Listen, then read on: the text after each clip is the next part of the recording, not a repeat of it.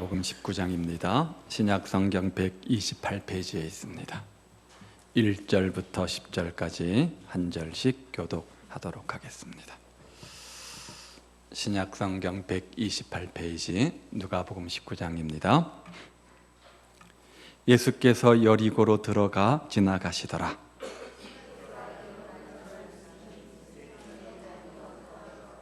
그가 예수께서 어떠한 사람인가 하여 보고자 하되 키가 작고 사람이 많아 할 수 없어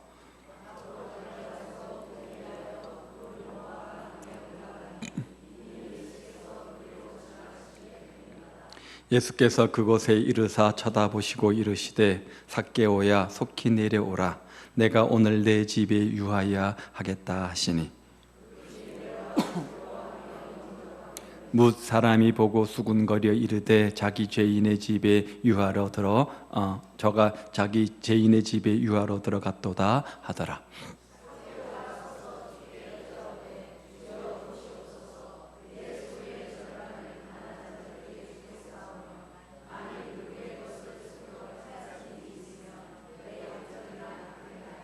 예수께서 이르시되 오늘 구원이 이 집에 이르렀으니 이 사람도 아브라함의 자손이미로다.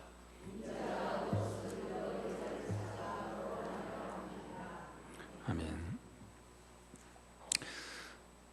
간혹 신문을 읽거나 TV 뉴스 보도를 들으면서 이런 생각을 하곤 합니다. 한번 이 세상을 확 뒤집어 놓을 수는 없을까? 잘못 들으면 오해될 수 있는 말이기도 한데 좀 더 신앙적 표현을 빌리자고 한다면 이런 이야기죠.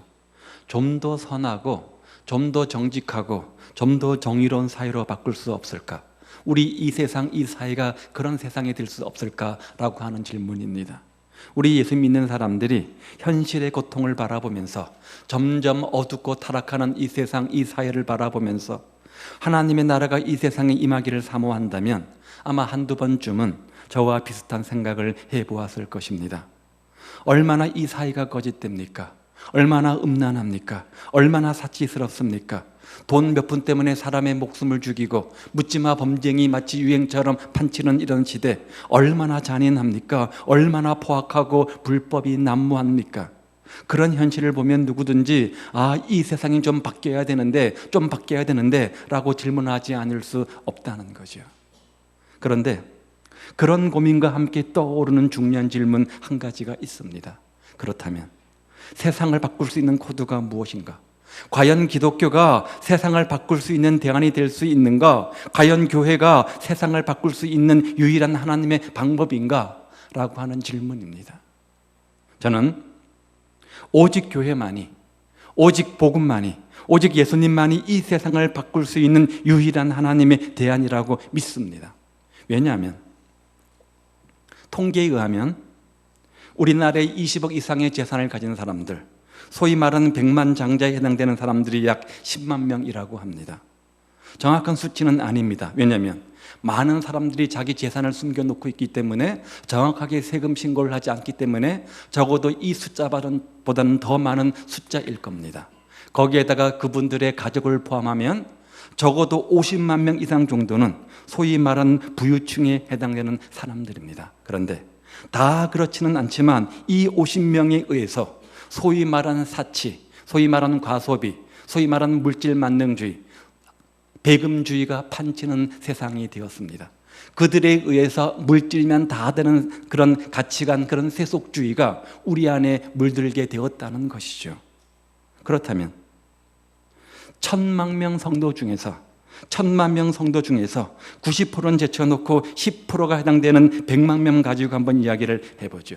정말 그 100만 명이 정말로 이 세상에 빛과 소금의 역할을 감당한다면 50만 명이 우리를 과소비의 나라, 어떤 사치의 나라로 바꾸어 놓았던 것처럼 100만 명이 제대로 신앙생활을 한다면 그 사람들에 의해서 이 세상은 살만나는 세상 되지 않겠습니까? 성경은 우리를 향해서 뭐라고 말합니까? 너희는 세상의 빛이라고 말합니다. 너희는 세상의 소금이라고 말합니다. 빛이 하는 역할이 무엇입니까? 어둠을 방지하는 겁니다. 소금이 하는 역할이 무엇입니까? 부패를 방지하는 것입니다. 우리가 바닷가의 물을 마시지를 못합니다. 왜 그렇습니까?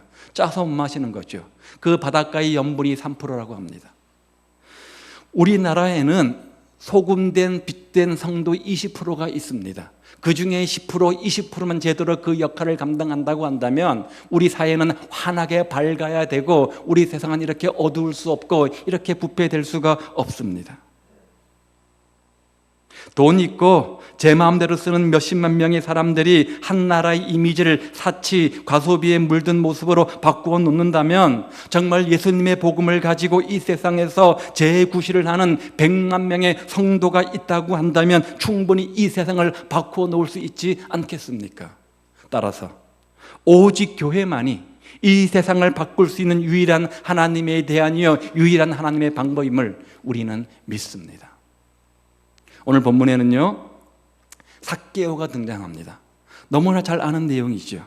그 삭개오의 삶의 변화를 통해서 역시 복음만이 주님만이 세상을 바꾸는 유일한 하나님의 방법이구나 새삼 깨닫게 되어집니다.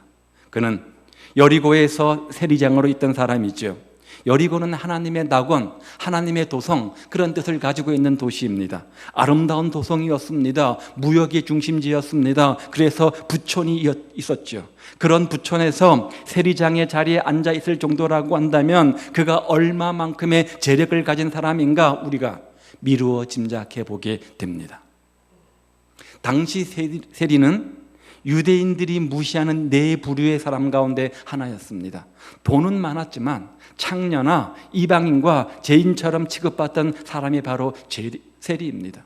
창녀와 이방인과 죄인과 동급이었습니다. 로마 제국은 식민지마다 세금 공문을 파송해서 식민지에 있는 사람들을 착취했습니다. 이를 위해서 현지인을 고용하는데 그들로 하여금 세금을 걷도록 할당제 형식으로 책임을 맡긴 거죠. 그러면 이 현지인들은 자기 종족들에게 가가지고 세금을 걷어 드려야만 했던 겁니다. 그들의 일이니까. 그리고 그들 가운데 특별히 열심히 있고 특별히 타고난 능력을 발휘하는 한 사람을 뽑아서 팀장 역할을 하는 세리장으로 세우게 됩니다. 따라서 삭개오가 얼마나 자기 동족에게 미움을 받았을지 충분히 이해가 가는 부분이 있습니다. 물론 당시에도 세금을 정산하는 기준이 있었을 것입니다. 그렇지만 대부분 사람들이 나름대로 각 가정마다 세금을 부과하게 되어지는데 왜냐하면 자신의 호주머니를 더 많이 채우려고 한다면 규정보다 더 많은 세금을 부과해야만 했기 때문입니다. 더 많은 세금을 거두면 거둘수록 일정한 양만 나라에 바치고 나머지는 자기 주머니에 넣을 수 있었기 때문에 착취가 더 많이 심했겠죠. 삭개오라고 하는 이름의 뜻은 의로운 자, 순결자 그런 뜻을 가지고 있지만 결국 그의 인생은 이름값 못하는 그런 인생이었던 겁니다. 예수님께서 십자가를 지시기 위해서 지금 예루살렘 성으로 향하여 가십니다. 그런데 중간에 여리고로 통과하기로 되어 있었는데 이미 예수님이 오신다는 소문이 여리고 도성에 쫙 펴져 있었던 겁니다. 고대 사회는 지금과 달리 어떤 방송 매체나 여러 가지 정보를 들을 수 있는 통로가 제한되어 있었기 때문에 우리 50년대, 60년대, 70년대처럼 신기한 것이나 유명한 사람이 나타나면 한데 몰려가 구경하는 것이 그 당시 일반적 관습이었다고 합니다. 그런데 예수님이 그 동네를 지나간다고 하자 동네 사람들이 몰려와서 인산인해를 이룬 것이죠. 예수님 주변을 둘러싸고 같이 걸으면서 그분의 입에서 나오는 한 말씀이라도 귀담아 들으려고 하는 아름답고 멋진 진풍경이 펼쳐진 겁니다. 삭개오도 예수님이 오신다는 소식을 듣습니다. 그래서 하던 일을 다 제쳐놓고 달려 나오죠. 거리는 이미 사람들로 인산인해를 이루고 있었습니다. 그런데 문제가 뭡니까? 삭개오는 키가 작다는 겁니다. 키가 작다는 겁니다. 그래서 예수님 가까이 접근은커녕 사람들 틈에 끼어서 옴싹달싹도 못하는 상황에 처하게 된 거죠. 그래서 그는 체면 불구하고 옆에 있는 돌감람나무, 옛날 성경 뽕나무죠. 뽕나무로 기어 올라가게 되어집니다. 그리고는 어린 애들이 하는 것처럼 뽕나무에 걸터 앉아 예수님이 지나가기를 간절히 기다리고 있었는데 이것은 아무나 할 수 없는 행동이고 특별히 세리장으로서 볼 때 품이 떨어지는 역할 아닙니까? 자, 이 사건을 보면서 갖는 첫 번째 교훈이 있습니다. 그게 뭐냐? 소위 세상에서 부유하게 사는 사람, 소위 세상에서 성공했다고 하는 사람, 소위 자기의 어떤 꿈을 이루었다는 사람들 가운데에서도 삭개오처럼 영혼의 갈증을 가진 사람들이 의외로 우리 주변에 많이 있다는 겁니다. 자기 내면에 큰 구멍을 가지고 있는 사람들이 제법 있다는 겁니다. 더 나은 것이 있을 텐데, 이것보다 더 가치 있는 것이 있을 텐데 그것이 무엇일까라고 찾는 영적 갈증을 갖는 사람들이 주변에 많이 있다는 겁니다. 이 갈증을 늘 마음에 담고 있다가 위대한 스승 예수님이 오신다는 말씀을 듣자 한번 만나봐야겠다고 생각한 것 아닙니까? 그런데 생각 이외로 우리 주변에는 이런 사람들이 참 많이 있습니다. 그들의 내면에는 죄책감이 있습니다. 갈증이 있습니다. 허무감이 있습니다. 어쩌면 영적으로 뽕나무에 올라가 앉아있는 사람일 수도 있습니다. 누군가가 전해주기만 하면 예수님을 받아들이려고 마음을 준비한 사람도 있을 수 있습니다.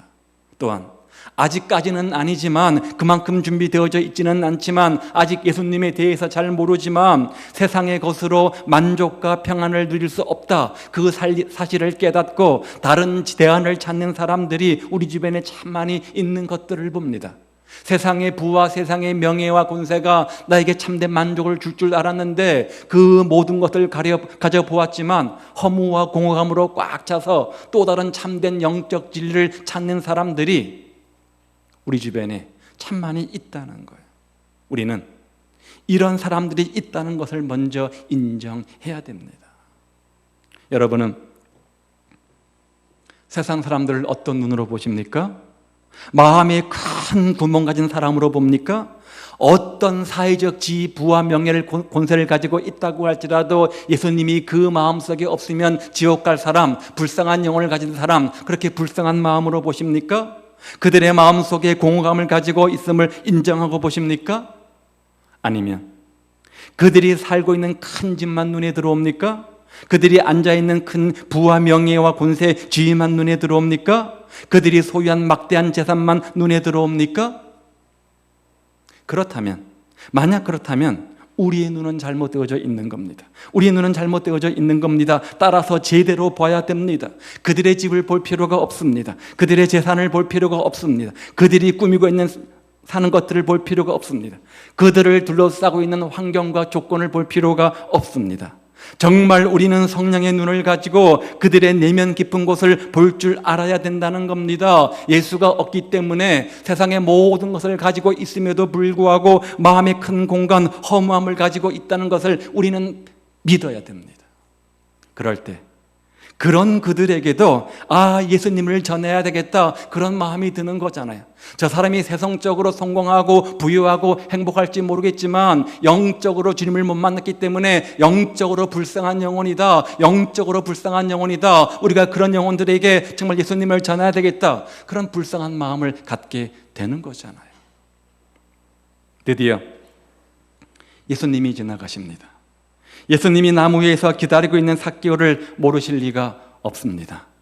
예수님은 우리 모두를 다 알고 계시고 기억하시지만 특별히 한 사람을 아시고 기억하셨습니다. 그래서 5절 보십시오. 삭개오야, 속히 내려오라. 내가 오늘 너 집에 유하여야 하겠다 하시니. 이 말을 듣고 삭개오가 나무에서 내려와서 예수님을 모시고 자기 집으로 갑니다. 그리고 예수님과 마주 앉게 됩니다. 그 예수님이 누구입니까? 하나님의 아들이면서 천지 만물을 창조하신 하나님과 마주 앉은 거잖아요. 삭개오뿐만 아니라 인류의 모든 세상 죄를 짊어지고 십자가에서 어린 양이 되어 죽으실 속죄주 예수님과 마주 앉은 것 아닙니까? 그 자리에서 변화가 일어나지 않는다고 한다면, 그 주님과의 만남에서 은혜를 받지 못한다고 한다면, 정말 그 자리에서 영혼이 깨어지는 역사가 없다고 한다면 오히려 이상한 거죠. 오히려 이상한 거죠. 누구든지 예수님을 만나면, 예수님을 인격적으로 만나면 삶의 변화가 일어납니다. 보십시오. 얼마 후 삭개오가 벌쩍 일어나더니 주님 앞에 고백하기 시작합니다. 8절입니다. 주여 보시옵소서, 내 소유의 절반을 가난한 자들에게 주겠사오며. 성경에 보면 가난한 자를 생각하라, 가난한 자들을 도와주라, 그런 말씀은 있지만 자기 재산을 절반이나 팔아가지고 가난한 자를 도와주라, 그런 말씀은 없잖아요. 그런데 예수님을 만나오자 삭개오가 얼마나 감동을 받았는지, 얼마나 큰 은혜를 받았는지, 얼마나 큰 감명을 받았는지 가만히 앉아 있을 수가 없는 겁니다. 그래서 성경이 명령하는 것보다도 훨씬 더 많은 액수인 자기 재산의 반을 가난한 자를 위해서 주겠다, 이렇게 고백하고 있는 거죠. 더 나아가서 그 다음 8절에 보니까 뭐라고 말해요? 만일 누구의 것을 속여 빼앗은 일이 있으면, 토색한 것이 있으면 4번, 4갑절 4배를 갚겠나이다, 이렇게 말하잖아요. 이것도 대단한 일 아닙니까? 성경이 요구하는 배상액은 5분의 1입니다. 내가 손에 입힌 것, 토색한 것에 플러스해서 5분의 1만 더해서 배상하면 되는 겁니다. 그런데 4배로 갚겠다, 이 말은 성경이 요구하는 액수의 20배가 되는 액수입니다. 얼마나 감동을 많이 받았으면 예수님 앞에서 이런 약속을 하겠습니까? 중요한 것은 이렇게 말하는 삭개오를 보고 예수님께서 그 유명한 말씀을 하시는데 9절이죠.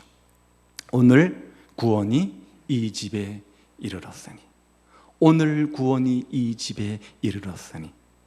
삭개오가 일어나서 예수 만난 자신의 삶의 변화된 모습을 간증하자 비로소 그것을 들으시고 주님께서 말씀하셨어요. 뭐라고요? 구원을 이야기하시는 거예요. 구원을 이야기하시는 거예요. 두 번째 교훈이 있습니다. 뭡니까? 누구든지 예수님을 바로 만나면 이처럼 삭개오처럼 변화되어진다는 거예요. 변화되어진다는 거예요. 누구든지입니다. 누구든지 예수를 만나면 삭개오처럼 인생이 변화되어지고 가치관이 변화되어지고 삶의 목적이 변화되어집니다. 삭개오처럼 변화받았을 때 비로소 구원받았다, 이렇게 말할 수 있는 겁니다. 옛날에 삭개오는 예수님 앞에서 죽었습니다. 돈이 우상이었던 삭개오는 십자가에 못 박혔습니다.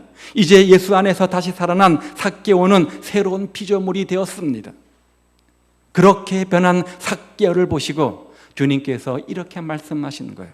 그래, 네 구원받았구나, 정말로 구원받았구나, 그런 너의 모습을 보니까 정말 너가 이제서야 하나님의 아들이 되었구나, 이제서야 너야말로 영생을 소유한 거룩한 백성이 되었구나, 예수님께서 그렇게 선언하신 거예요. 본문에 보면 삭개오의 변화는 크게 3가지가 있습니다. 첫 번째는 뭐냐? 돈에서 마음이 떠나는 겁니다.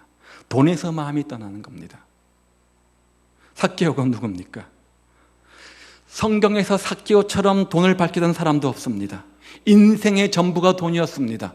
돈이면 수단과 방법을 가리지 않던 사람이었습니다. 삭개오처럼 돈이 하나님이 되었던 사람도 없습니다. 오죽했으면 이름도 팔아먹고 가문도 팔아먹고 믿음도 팔아먹고 동족까지 팔아먹으면서 돈에 매달렸겠습니까? 오로지 돈에 돈 사람입니다. 그런데 그런 그가 예수님을 만나자 어떻게 됐어요? 돈에서 마음이 떠나버렸습니다. 돈으로부터 자유하게 되었습니다.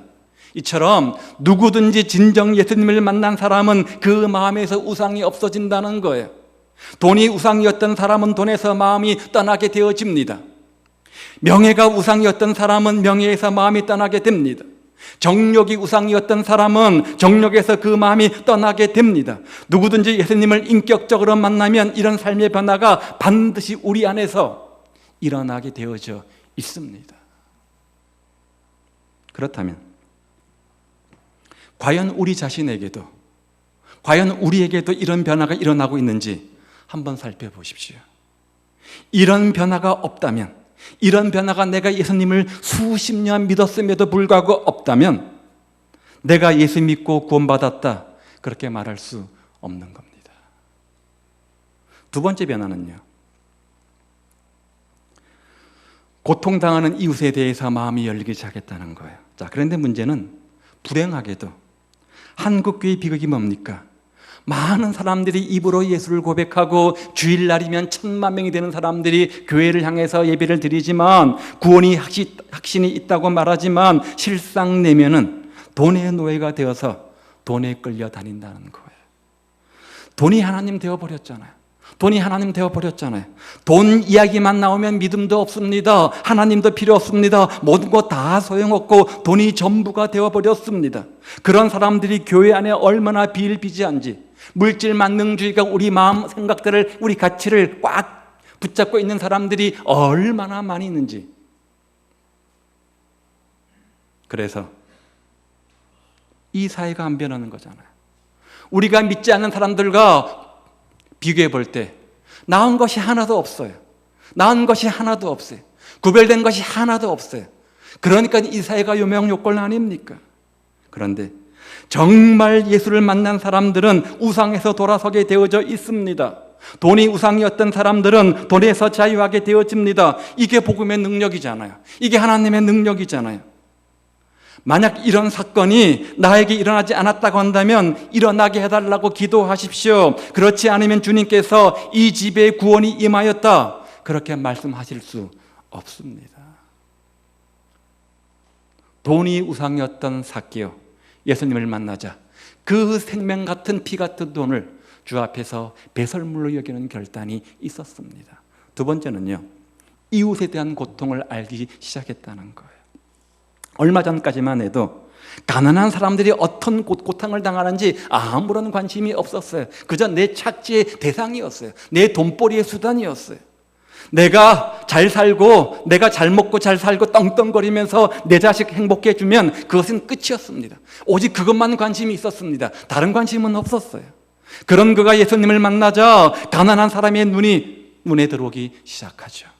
그들의 신음소리가 귀에 들어오기 시작하는 겁니다. 그들의 필요가 무엇인지 눈에 보이기 시작한 거예요. 이처럼 이웃을 보는 눈이 바뀐 거죠. 삶의 가치 기준이 바뀐 거예요. 정말로 예수님을 만난 사람들을 보십시오. 그들은 이웃을 생각합니다. 그들은 이웃을 사랑합니다. 가난한 자를 염두에 두고 나누어 쓰려고 합니다. 바로 이것이 예수 믿고 변화된 사람의 모습 아닙니까? 입으로는 예수 믿는다고 여전히 고백하면서도 아직도 이웃에 대해서 관심이 별로 없습니까? 항상 우리 집, 항상 우리 자식, 여기에만 관심이 있습니까? 그렇다면 변화받아야 돼요. 그래야 주님께서 오늘 구원이 이 집에 임하였다, 그렇게 말씀하실 수 있다는 거예요. 세 번째 변화는요, 자기의 죄에 대해서 회개하는 마음을 갖기 시작했다는 거죠. 분명 다른 사람에게 손해를 끼쳤으니까, 토색했으니까 잘못한 거죠. 가난한 사람들에게 세금을 과하게 부과해서 착취를 했으니까 나쁜 행동인 거죠. 그러므로 그런 일을 했으면 당연히 회개하고 보상하는 것이 맞다. 누구의 생각이었어요? 예수를 만난 삭개오의 생각이었어요. 생각이 바뀐 거예요.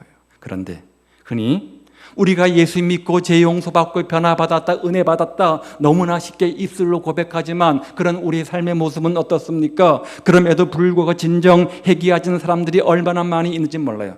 입술로는 회개를 말하고 입술로는 변화를 말하고 입술로 은혜를 말하면서 그 사람의 삶의 모습을 보면 전혀 행동의 변화가 없고 삶의 변화가 없는 사람들이 얼마나 많이 있는지 몰라요.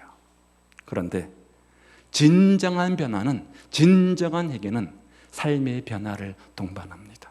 행동의 변화를 동반합니다. 우리 모두 예수님을 만나면 삭개오처럼 변화할 수 있습니다. 돈에서 마음이 떠날 수 있습니다. 우리의 우상에서 하나님만큼 의지하고 신뢰하는 그 무엇으로부터 떠나는 결단이 우리 가운데 있습니다.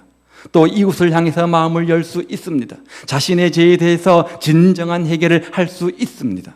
우리 모두가 이처럼 삭개오처럼 변화되기만 한다면 이 사회가 안 바뀔 수 있겠습니까? 우리를 만나는 사람들이 그런 우리의 모습을 보고 감동을 안 받을 수 있겠습니까? 도전을 안 받을 수 있겠습니까? 문제는 우리 안에 그런 변화가 없다는 거예요. 믿지 않는 사람들이 믿는 우리를 보면서 도전받을 만한 그런 도전이 없다는 거예요. 그런 삶의 모습이 없다는 것 아닙니까? 살아계신 주님께서 이 자리에 임재하셔서 삭개오를 만나 주셨던 것처럼 우리를 만나 주시기를 우리 주님의 이름으로 축복을 드립니다. 그럴 때 우리에게 진정한 변화의 역사가 일어나는 겁니다. 그리고 그런 변화받은 나 한 사람 때문에 나로 말미암아 우리 가정의 변화가 일어나고 우리 교회 공동체의 변화가 일어나고 우리 직장 생업의 현장의 변화가 일어나고 이 사회 이 민족 안에 변화가 일어나는 겁니다. 그게 세 번째 교훈이에요. 보십시오. 세 번째, 한 사람의 변화가 엄청난 파급 효과를 가져온다는 거죠. 자, 이 이야기는 삭개오 사건의 속편입니다. 물론 성경에 기록되어 있지는 않지만 우리가 그 다음에 어떻게 되었을지 쉽게 상상할 수 있잖아요. 예수님은 예루살렘으로 떠나셨습니다. 십자가를 지셔야 했으니까. 이제 삭개오만 혼자 이 성에 남게 되어집니다. 그는 자기가 예수님 앞에서 한 약속을 잘 기억하고 있을 겁니다. 그래서 그 약속을 행동에 옮기기 시작하죠.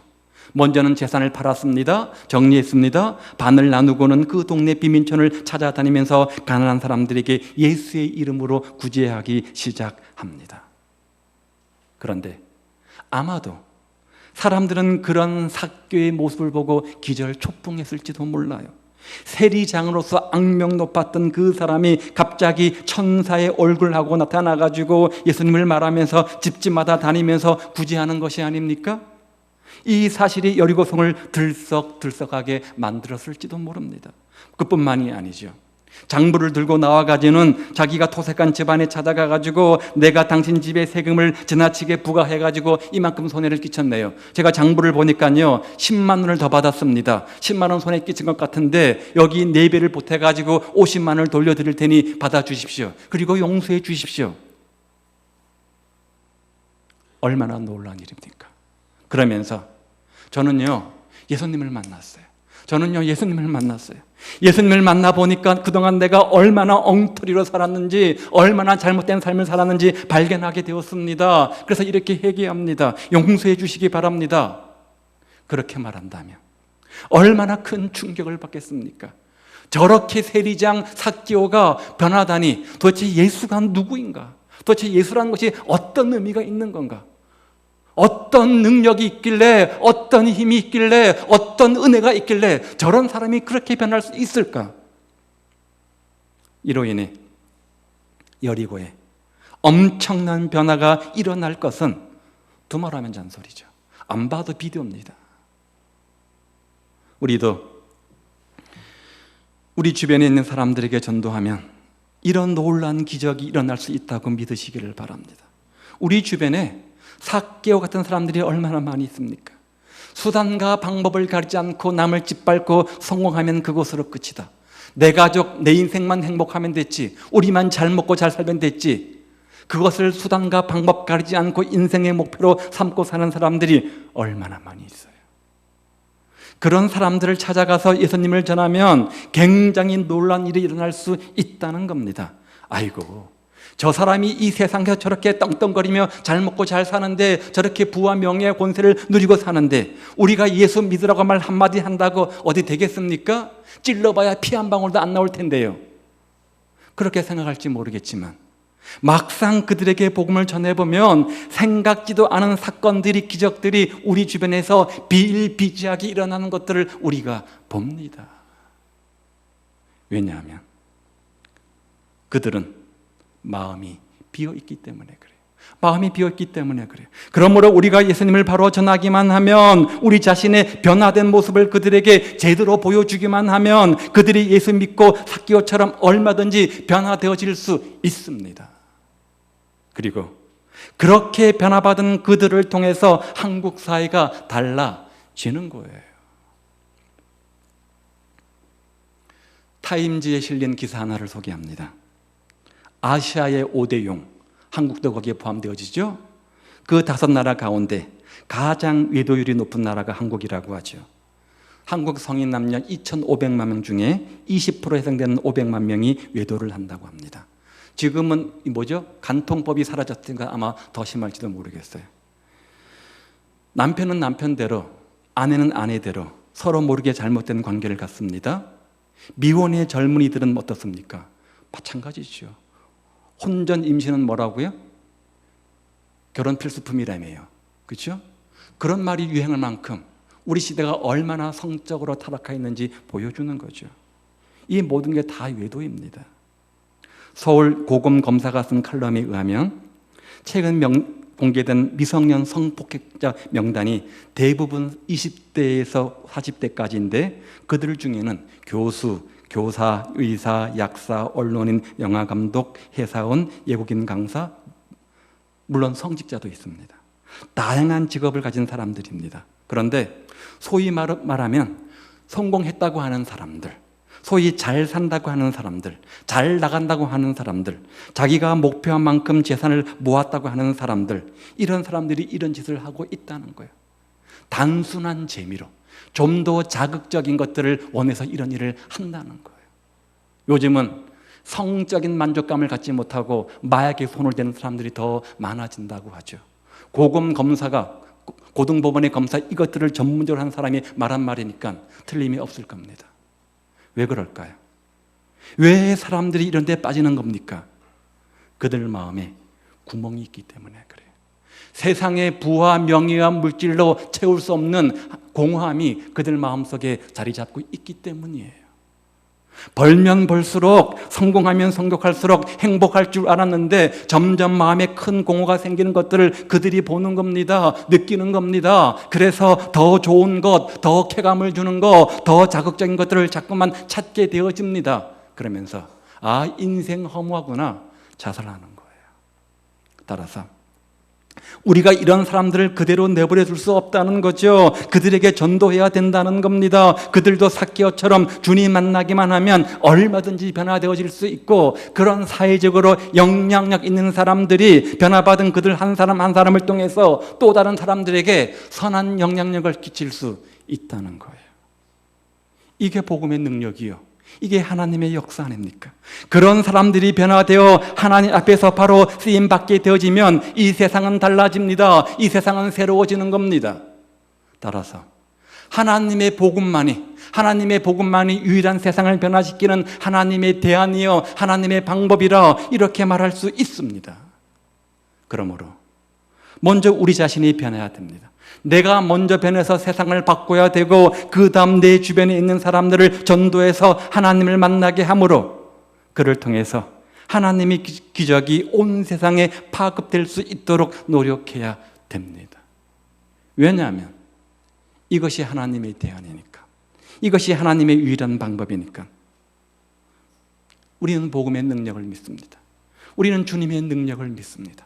성령의 역사를 믿습니다. 우리가 바라보면 세상이 바뀌는 겁니다. 그런 꿈을 가지고 이번 새생명 축제를 위해서 최선을 다할 수 있기를 바랍니다.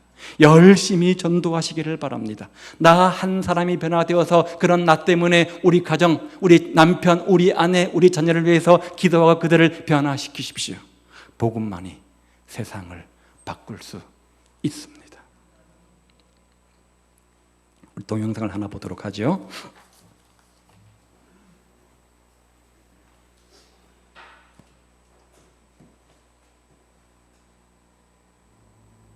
What if you had a friend who died without